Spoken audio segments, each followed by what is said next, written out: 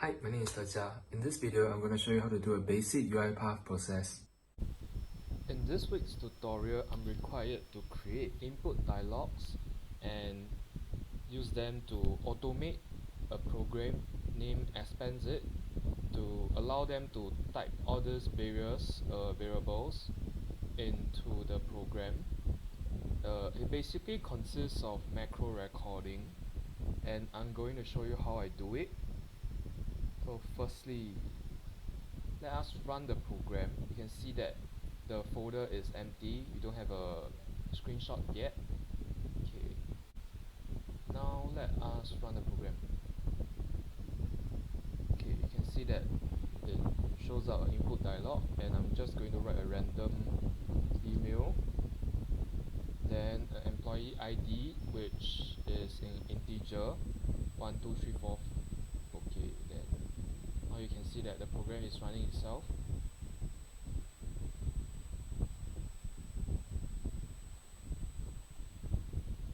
And the screenshot is out. It's named as screenshot SS, and this is the screenshot that it automatically generated. How I do it was I create an input dialog which set this as email and the words, to prompt the user to write. So first is the email, and now is the employee ID.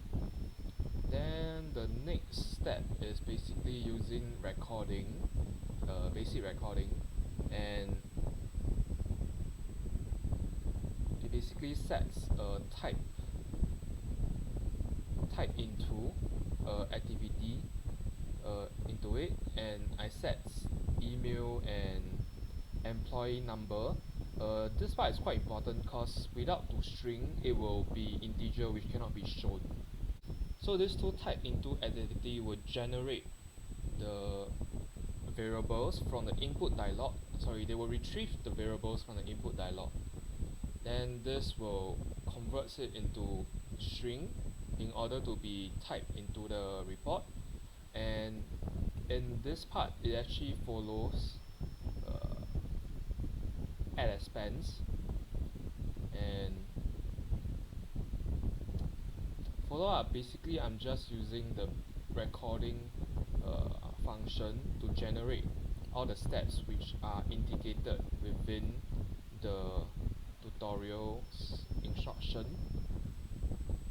Then this is add expense. So this steps is add expense. Basically, I'm just using macro recording to record these steps. Then they ask us to type in two entries, which is education and tuition fee, and both sets as 100 and information technologies. And all of this is in the recording. Yep, so this is how I done it. And at the end, I use a save image function to save the screenshot automatically after taking the screenshot. Yep, so this is my week 5 tutorial. For part 2 of the exercise, we are required to conduct data scraping from a Lazada website, which requires us to scrape all the names and prices for the first 100 items, and follow up to push the data we retrieve into an Excel spreadsheet.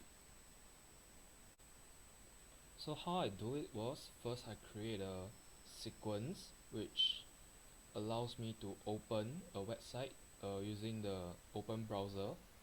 Then I type in the website that I want to go. Then I use this function called a data scraping.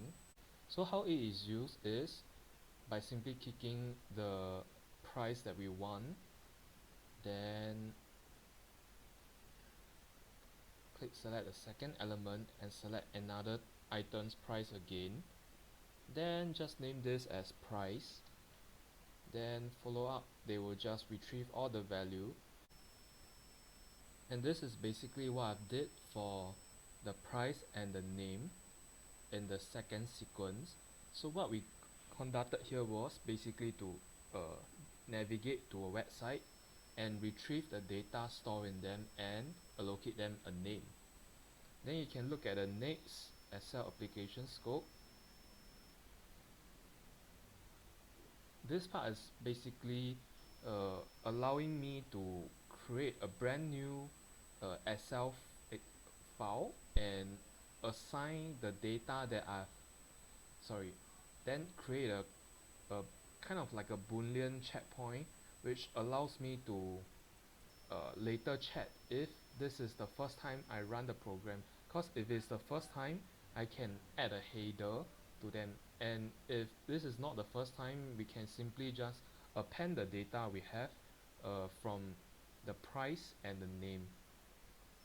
So in this part, I basically runs a for each row activity to iterate through the price data and perform a loop and appends them in, which I derive from the data scraping activities. And this is basically to first check if the uh, sequence is run in the first time. They will write in the headers and then set the first run check as false. And at the end, I use a output data table and extract all the stuff I have towards the Excel file.